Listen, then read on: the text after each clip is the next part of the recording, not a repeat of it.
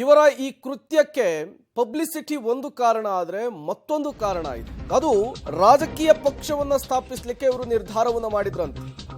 ರಾಜಕೀಯ ಪಕ್ಷವನ್ನ ಸ್ಥಾಪಿಸಲು ಉದ್ದೇಶಿಸಿದಂತಹ ಸ್ಮೋಕ್ ಬಾಂಬ್ ಟೀಮ್ ಸಿದ್ಧಾಂತ ಹೊಂದಾಣಿಕೆ ಆಗದ ಹಿನ್ನೆಲೆಯಲ್ಲಿ ಹೊಸ ಪಕ್ಷವನ್ನ ಕಟ್ಟಲಿಕ್ಕೆ ಪ್ಲಾನ್ ಅನ್ನು ಮಾಡಿಕೊಂಡಿತ್ತು. ಈ ಟೀಮ್ ದೇಶದ ಗಮನವನ್ನ ಸೆಳೆಯಲಿಕ್ಕೆ ಸಂಸತ್ನ ಬಳಿ ಸ್ಮೋಕ್ ಬಾಂಬ್ ದಾಳಿಗೆ ನಿರ್ಧಾರವನ್ನ ಮಾಡ್ತಾರೆ.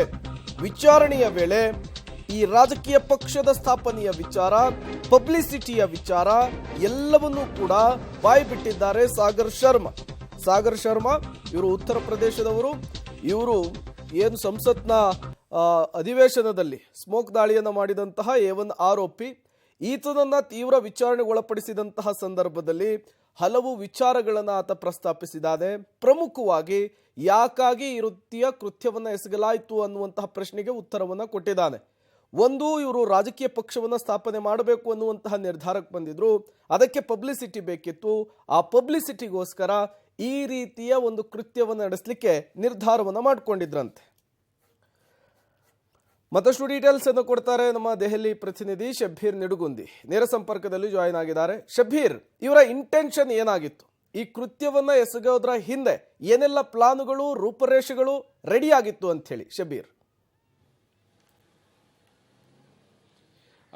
ಪ್ರೇಮ್, ನೋಡಿ, ಈಗಾಗಲೇ ಪ್ರಮುಖ 6 ಜನ ಆರೋಪಿಗಳನ್ನ ಪೊಲೀಸರು ಕಸ್ಟಡಿಗೆ ತೆಗೆದುಕೊಂಡಿದ್ದಾರೆ. 7 ದಿನ ಕಸ್ಟಡಿಗೆ ನ್ಯಾಯಾಲಯ ಕೂಡ ಕೊಟ್ಟಿದೆ. ಈಗ ಆರೋಪಿಗಳನ್ನ ವಿಚಾರಣೆಗೆ ಒಳಪಡಿಸುವಂತ ಕೆಲಸ ಪ್ರಕ್ರಿಯೆಯಲ್ಲಿರುವಂತದ್ದು. ಬಹಳ ಪ್ರಮುಖವಾಗಿ ಪ್ರಕರಣದ A1 ಆರೋಪಿ ಏನು ಶರ್ಮಾ ಏನಿದ್ದಾರೆ, ಸಾಗರ್ ಶರ್ಮಾ, ಅವರನ್ನ ವಿಚಾರಣೆಗೆ ಒಳಪಡಿಸುವಂತ ಕೆಲಸವನ್ನ ಈಗ ಮಾಡ್ತಾ ಇರುವಂತದ್ದು. ಸಾಗರ್ ಶರ್ಮಾ ವಿಚಾರಣೆಯ ಹಂತದಲ್ಲಿ ಸಾಕಷ್ಟು ವಿಚಾರಗಳನ್ನ ಪೊಲೀಸರ ಮುಂದೆ ಬಿಚ್ಚಿಡುವಂತ ಕೆಲಸವನ್ನ ಮಾಡಿರುವಂತದ್ದು.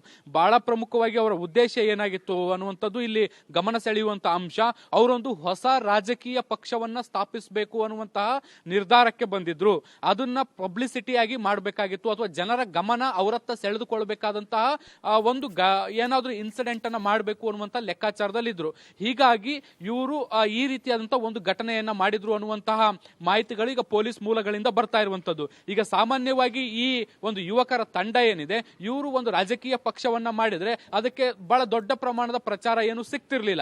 ಆದ್ರೆ ಈ ರೀತಿಯಾದಂತಹ ಒಂದು ಇನ್ಸಿಡೆಂಟ್ ಅನ್ನ ಮಾಡಿ ಅದಾದ ಬಳಿಕ ರಾಜಕೀಯ ಪಕ್ಷವೊಂದನ್ನ ಸ್ಥಾಪಿಸಿದ್ರೆ ಇಡೀ ಮೀಡಿಯಾ ಅವರತ್ತ ನೋಡುತ್ತೆ, ಅಥವಾ ದೇಶದ ಜನರ ಗಮನ ಅವರತ್ತ ಇರುತ್ತೆ ಅನ್ನುವಂಥದ್ದು ಅವರ ಉದ್ದೇಶ ಆಗಿರುವಂತದ್ದು. ಮತ್ತೆ ಅವರು ಮುಂದುವರೆದು ಹೇಳಿರುವಂತದ್ದು ಏನು ಅಂದ್ರೆ, ಈಗಿರುವಂತಹ ರಾಜಕೀಯ ಪಕ್ಷಗಳು ಅಥವಾ ಸರ್ಕಾರ ಯುವಕರ ಪರವಾಗಿ ಕೆಲಸ ಮಾಡ್ತಾ ಇಲ್ಲ. ನಿರುದ್ಯೋಗ ಸಮಸ್ಯೆ ಬಹಳ ದೊಡ್ಡ ಪ್ರಮಾಣದಲ್ಲಿದೆ. ಬೆಲೆ ಏರಿಕೆ ಆಗ್ತಾ ಇರುವಂತದ್ದು. ಮೂಲ ಏನು ಕೋರ್ ಇಶ್ಯೂಸ್ ಅಂತ ಏನಿದೆ, ಆ ಇಶ್ಯೂಸ್ಗಳು ಸಂಸತ್ನಲ್ಲಿ ಚರ್ಚೆ ಆಗ್ತಾ ಇಲ್ಲ. ಹೀಗಾಗಿ ಒಂದು ಪ್ರತ್ಯೇಕ ಪಕ್ಷದ ಅಗತ್ಯ ಇದೆ. ಈಗ ಅದನ್ನ ನಾವು ಸ್ಥಾಪನೆ ಮಾಡಬೇಕು, ಆ ಪಕ್ಷದ ಮೂಲಕ ನಾವು ರಾಜಕೀಯ ಹೋರಾಟಗಳನ್ನ ರೂಪಿಸಬೇಕು ಅನ್ನುವಂಥದ್ದು ಅವರ ಉದ್ದೇಶ ಆಗಿತ್ತು. ಆದ್ರೆ ಈ ಪಕ್ಷಕ್ಕೆ ಒಂದು ಮಾನ್ಯತೆ ಅಂತ ಬರಬೇಕು, ಅಥವಾ ಜನಪ್ರಿಯತೆ ಅಂತ ಬರ್ಬೇಕಲ್ವಾ. ಅದಕ್ಕೆ ಈ ರೀತಿಯಾದಂತಹ ಒಂದು ಘಟನೆಯನ್ನ ಮಾಡಿ ಅದಾದ ಬಳಿಕ ರಾಜಕೀಯ ಪಕ್ಷವನ್ನ ಸ್ಥಾಪಿಸಿದ್ರೆ ಇಡೀ ದೇಶದ ಜನರ ಗಮನ ನಮ್ಮ ಪಕ್ಷದ ಮೇಲಿರುತ್ತೆ, ಅಥವಾ ನಮ್ಮ ಪಕ್ಷದ ಉದ್ದೇಶಗಳು ಏನು ಅನ್ನುವಂಥದ್ದು ಇಡೀ ದೇಶದ ಜನರಿಗೆ ಸುಲಭವಾಗಿ ತಲುಪಿಸಬಹುದು ಅನ್ನುವಂಥದ್ದು ಇವರ ಲೆಕ್ಕಾಚಾರ ಆಗಿತ್ತು. ಹೀಗಾಗಿಯೇ ಲೋಕಸಭೆಗೆ ಹೋಗಿ ಅಲ್ಲಿ ಭದ್ರತೆಯನ್ನು ಉಲ್ಲಂಘಿಸುವಂತ ಕೆಲಸ ಮಾಡಿದೀವಿ ಅನ್ನುವಂತಹ ತಪ್ಪೊಪ್ಪಿಗೆಯನ್ನು ಕೂಡ ಅವರು ಪೊಲೀಸರು ಮುಂದೆ ಹೇಳಿದ್ದಾರೆ. ಇದು ಎಷ್ಟರ ಮಟ್ಟಿಗೆ ಸರಿ ಅಥವಾ ತಪ್ಪು ಸುಳ್ಳು ಅನ್ನುವಂಥದ್ದನ್ನ ಈಗ ಪೊಲೀಸರು ಕ್ರಾಸ್ ವೆರಿಫಿಕೇಶನ್ ಮಾಡ್ತಾರೆ. ಪ್ರೇಮ್, ಥ್ಯಾಂಕ್ ಯು ಶಬ್ಬೀರ್ ತಮ್ಮೆಲ್ಲ ಮಾಹಿತಿಗಾಗಿ.